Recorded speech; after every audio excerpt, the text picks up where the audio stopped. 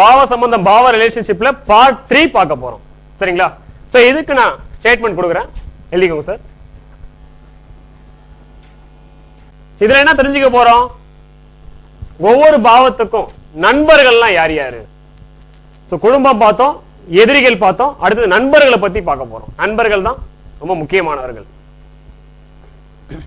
So குடும்ப உறுப்பினர்கள் கிட்ட கூட நம்ம சில விஷயங்களை ஷேர் பண்ணிக்க மாட்டோம், ஃப்ரெண்ட்ஸ் கிட்ட ஷேர் பண்ணிப்போம். என்ன சார்? அதனால இந்த பார்ட் ரொம்ப முக்கியம். கம்பேர்ட் டு 1 and 2 இது ரொம்ப முக்கியம் சார். ஸ்டேட்மெண்ட் என்ன கொடுத்திருக்கேன்? ஒரு குறிப்பிட்ட பாவத்தை அந்த பாவத்திலிருந்து எண்ணி வரக்கூடிய 3 11ஆம் பாவங்கள். எந்த பாவத்தை எடுக்கிறோமோ அதுல இருந்து 3 எண்ணணும், 11 எண்ணணும். அப்படி எண்ணி வரக்கூடிய பாவங்கள் மேல் குறிப்பிட்ட பாவத்தை, இந்த பாவத்தை எக்ஸாம்பிள் சொல்ற பாவத்தை தனது உயிர் தோழராக பாவித்து க்ளோஸ் ஃப்ரெண்டா நினைச்சு அந்த பாவத்தை தோல் கொடுத்து தூக்கி விடும், லிஃப்ட் பண்ணி விடும். அது அடுத்த கட்டத்துக்கு எடுத்துட்டு போவோம், பரிணாம வளர்ச்சியை கொடுக்கும் அந்த பாவத்துக்கு. இந்த மாதிரி ஒரு வளர்ச்சியை வேற எந்த பாவங்களாலும் கொடுக்க முடியாது, எக்ஸப்ட் நட்பு பாவங்களை தவிர.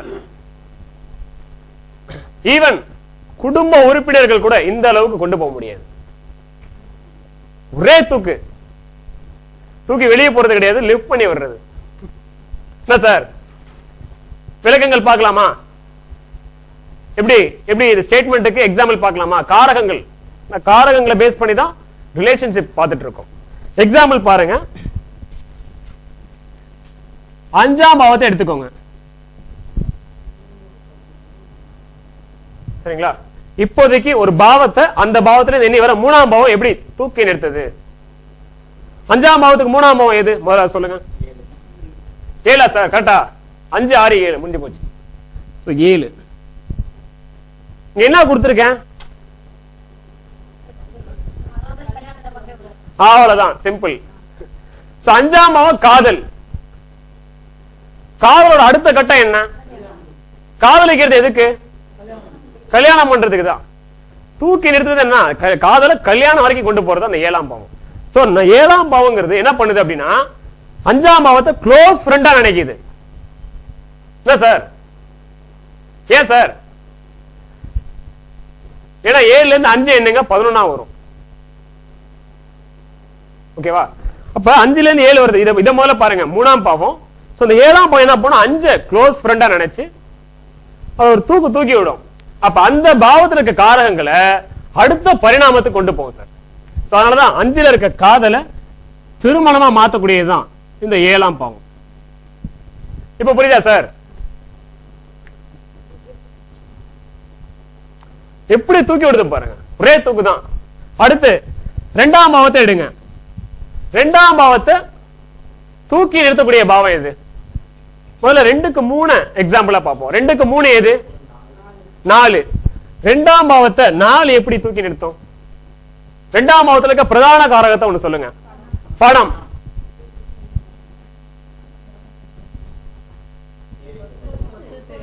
சொத்து.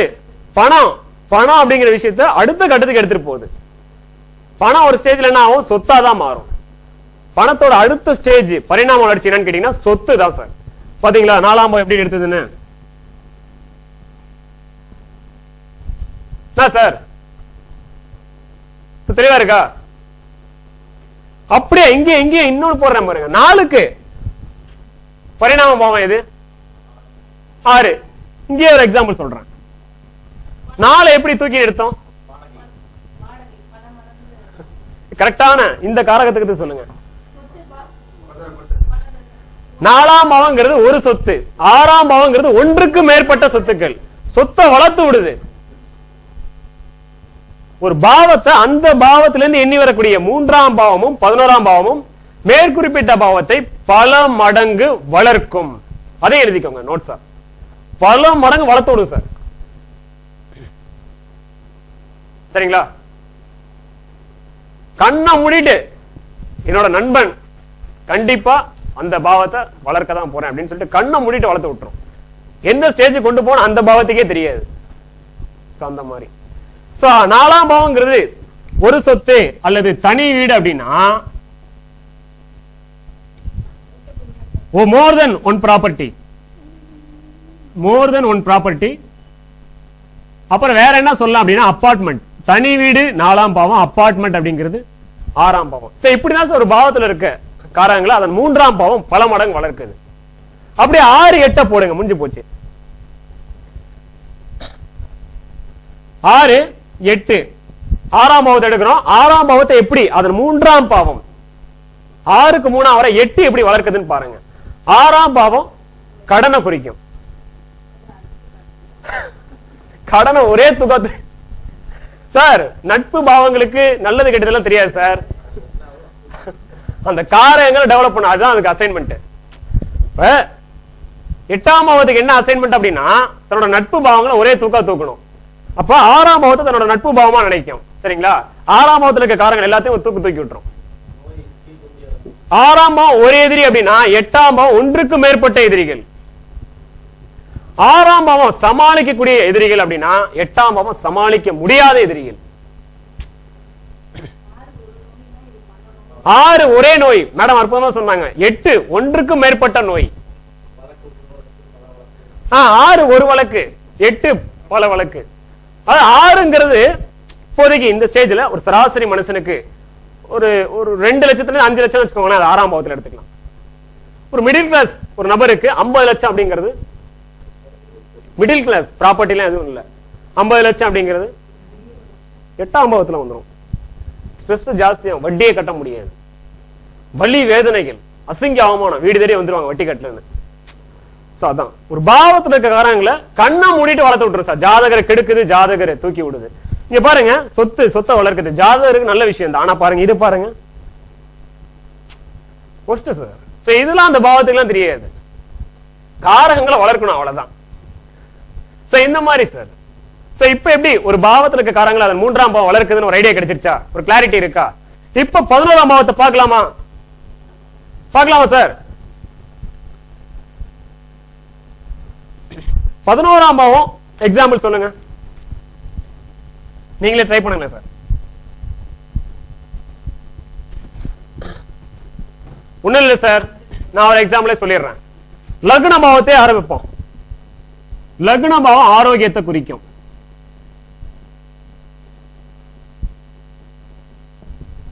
லக்ன பாவத்தோட நட்பு பாவம் எது? 3ஆம் பாவம் நட்பு பாவம், அதை விட்டுருங்க, அதான் பார்த்தாச்சு. லக்ன பாவத்தை 3 எப்படி தூக்கி நிறுத்தின. லக்னத்துக்கு இன்னொரு நட்பு பாவம் எது? 11ஆம் பாவம். ஏன்னா 11 பத்தி நம்ம பார்க்க போறோம். 3 பார்த்தாச்சு. லக்னத்துல இருந்து 11 11 தான். 11ஆம் பாவம் எப்படி லக்னத்தை தூக்கி நிறுத்தும்? ஆரோக்கியங்கிற காரகத்தையும் கொடுத்துட்டேன். ஆரோக்கியத்தை தூக்கி நிறுத்துற மாதிரி, ஆரோக்கியத்தை வளர்க்கிற மாதிரி, மெயின்டைன் பண்ற மாதிரி 11ஆம் பாவத்துக்கிட்ட என்ன காரகம் இருக்கு? வைட்டமின்கள் சார். சூப்பரா சொன்னாங்க மேடம். கொஞ்சம் சவுண்ட் லோவா வருது, அது தயக்கத்தோட சொன்னாங்க. வைட்டமின்கள், அதாவது தப்பா சொன்னா பெனால்டி எல்லாம் கிடையாது மேடம். நீங்க எவ்வளவு கேள்வி இருந்து நீங்க சப்போர்ட் பண்றீங்களோ கூட சொல்றீங்களோ அவ்வளவு எனக்கு எனர்ஜெட்டிக்கா இருக்கும். 11ஆம் பாவம் வைட்டமின்களை குறிக்கும். ஆரோக்கியம் மெயின்டைன் ஆகுமா ஆகாதா? நண்பனை சும்மா விட்டுருமா? வைட்டமின்கள் ஆரோக்கியத்தை பார்த்துக்கும். அதான் சார் கான்செப்ட். அடுத்து சார்,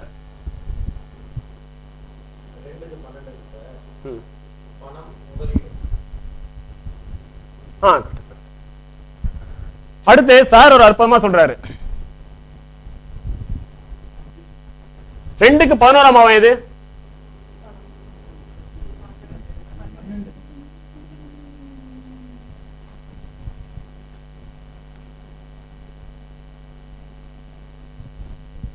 முதலீடு இல்லாம பணத்தை ஈட்ட முடியும். ஆனா முதலீடு போட்டு பணம் ஈட்டுறதுக்கு வித்தியாசம் இருக்கா இல்லையா? என்ன சார், இன்வெஸ்ட் பண்ணி ஒரு பிசினஸ் பண்றதுக்கும் இன்வெஸ்டே பண்ணாம ஒரு பிசினஸ் பண்றதுக்கு வித்தியாசம் இருக்கா இல்லையா? கண்டிப்பா இன்வெஸ்ட் பண்றோம் அப்படின்னா பெரிய லெவல்ல ப்ராஃபிட் எதிர்பார்க்கறோம்னு அர்த்தம். ஆமாவா இல்லையா சார்? என்ன சார், யார் இன்வெஸ்ட்மெண்ட் பண்ணாம பண்ணுவா? ஓரளவுக்கு வண்டி ஓடினா போதும், மினிமம் ப்ராஃபிட் வந்தா போதும் அப்படின்னு சொல்றவங்க இன்வெஸ்ட் பண்ணாம இருப்பாங்க. இன்வெஸ்ட் பண்றவங்களுக்கு ப்ராஃபிட் பெரிய லெவல்ல பார்க்கணும், சடன் லிஃப்ட் ஆகணும் நம்ம அப்படின்னு நினைக்கிறோம். அதனால 12ஆம் பாவம் அப்படிங்கிறது பணத்தை தரக்கூடியது சார். முதலீடு மூலமாக பணத்தை தரக்கூடியது. 12ஆம் பாவத்தோட வேற ஏதாவது எசுக்கு பிசுக்கான பாவங்கள் 8 எல்லாம் வந்தாதான் உங்களுக்கு பஞ்சாயத்தா முடியும். அதனால 12ஆம் பாவம் 2ஆம் பாவத்தை தூக்கி நிறுத்தும் சார். என்னைய பொறுத்த வரைக்கும் 2 12 அப்படிங்கிறது ஒரு நல்ல காம்பினேஷன் எடுத்துக்கலாம். 2 12 10 12 ஒரு நல்ல காம்பினேஷன் எடுத்துக்கலாம் சார். ஓகேங்களா? சோ இந்த 3ஆம் பாவத்துல இன்னொரு உதாரணத்தை சொல்லிடுறேன் நான். ஒரு பாவத்தை 3ஆம் பாவம் எப்படி வளர்க்குதுங்கிறதுக்கு இன்னொரு உதாரணம் சொல்லிடுறேன். முடிச்சாச்சு, இருந்தாலும் இன்னொரு உதாரணம். 10ஆம் பாவம்ங்கிறது ஒரு தொழில் சார். 10ஆம் பாவத்துக்கு 3ஆம் பாவமான 12ஆம் பாவம் ஒன்றுக்கு மேற்பட்ட தொழில்கள், பல தொழிலை உருவாக்குது. ஜாதகர் ஒன்றுக்கு மேற்பட்ட தொழில்களை செய்ய வைக்குது. 10ஆம் பாவம் ஒரு கடை ஒரே இடத்துல இருக்கும், ஒரே பிரான்ச். 12ஆம் பாவம் பல இடத்துல பிரான்ச், அதே கடை. சோ இப்படிதான். சோ இந்த மாதிரி பார்க்கும்போது இப்ப திரும்பவும் 11ஆம் பாவத்துக்கு வந்துடுறோம். முதலீடு மூலமா நல்ல பணம் ஈட்ட முடியும் சார். அதனால 2 12 அப்படிங்கிறது நல்ல விஷயம். அடுத்து 4 6 எடுத்துக்கோங்க சார். இங்க 6ஆம் பாவத்தை போக்கஸ் பண்ணுங்க. 6க்கு 4ஆம் பாவம் 11ஆம் பாவமா? ஏன்னா நம்ம 11 தான் பார்த்துட்டு இருக்கோம். 6 எப்படி 4 தூக்கி நிறுத்தம்? ஓகே, புடிச்சிட்டீங்க. சொல்லுங்க மேடம், சொல்லுங்க மேடம்.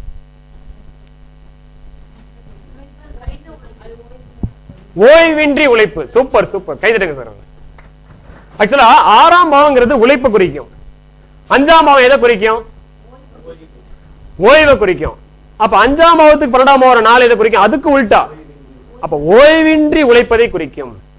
6ஆம் பாவம் அப்படிங்கிறது மீடியமா உழைப்பாங்க சார், கரெக்டா ஒர்க் பண்ணுவாங்க. ஆனா 4ஆம் பாவம் ஏங்கன்னா ரெஸ்டே எடுக்காம ஒர்க் பண்ணுவாங்க.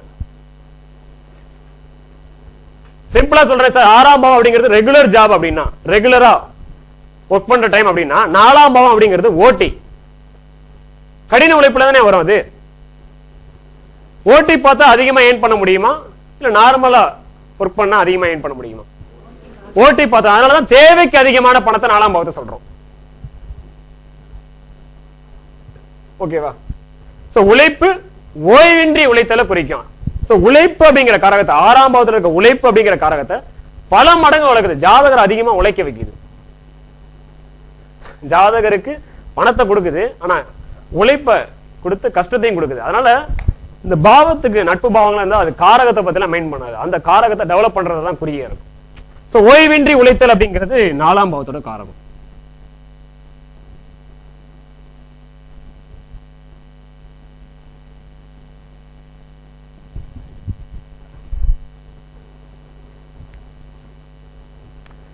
எப்படி உல்டாவா சொல்லலாம்? போன எக்ஸாம்பிள் பார்த்தது சொத்தை எப்ப வாங்க முடியும்? பணம் பெருகும் போதுதான்.